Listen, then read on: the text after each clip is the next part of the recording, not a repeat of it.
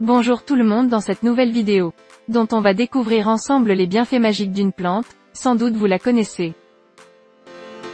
Mais avant de commencer, veuillez rejoindre la communauté jardinage et plantes. Tout simplement en cliquant sur le bouton rouge s'abonner, puis sur la cloche.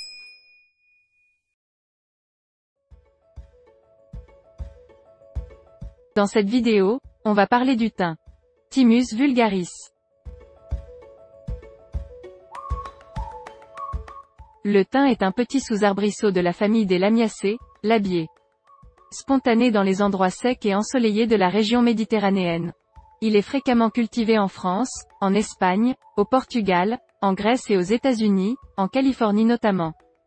En France, on le trouve dans les lieux secs et arides du Midi, jusque dans les Hautes-Alpes, dans la Drôme, la Lozère, l'Aveyron.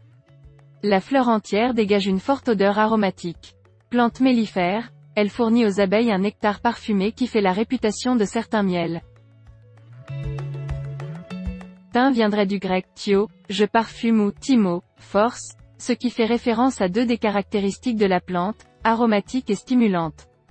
La légende veut qu'il soit né des larmes de la belle Hélène. Nombreux étaient ses usages chez les anciens.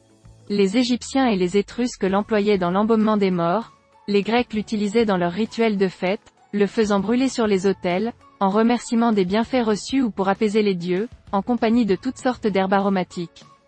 Au Moyen Âge, les dames brodaient sur l'écharpe des chevaliers une abeille bourdonnant autour d'une branche de thym, afin de les inciter à une activité virile mais jointe à la bienveillance et à la douceur.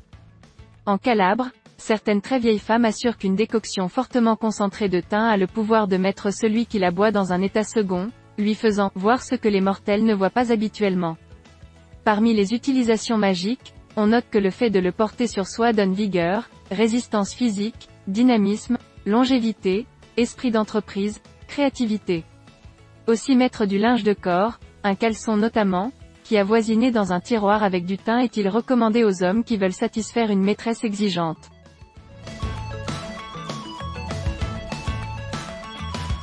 On utilise les sommités fleuries du thym qui est une plante connue depuis la plus haute antiquité. Le thym a une heureuse influence sur la digestion, la circulation, le système nerveux. Il favorise le travail intellectuel, procure un sommeil paisible. Autrefois, on pensait que brûler du thym dans la chambre à coucher assurait un sommeil paisible et réparateur.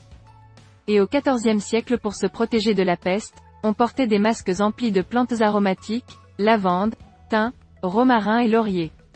Le thym est conseillé comme stimulant, aux affaiblis, aux convalescents, aux surmenés, dans les cas d'atonie intestinale avec fermentation et comme antispasmodique et expectorant, en cas de bronchite, d'asthme, de toux, de coqueluche. En usage externe, c'est un remarquable antiseptique sur les ulcères, les plaies.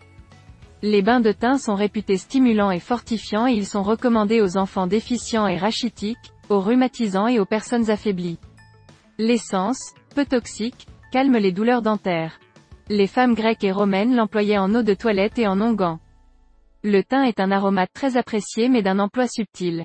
Il sert à parfumer sauces, charcuterie, poissons et entre dans la composition de la bénédictine ou du vinaigre de 4 voleurs.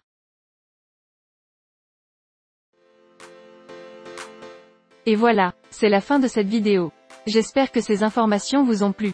Avant de partir, merci de cliquer sur j'aime et partager. Et à très bientôt.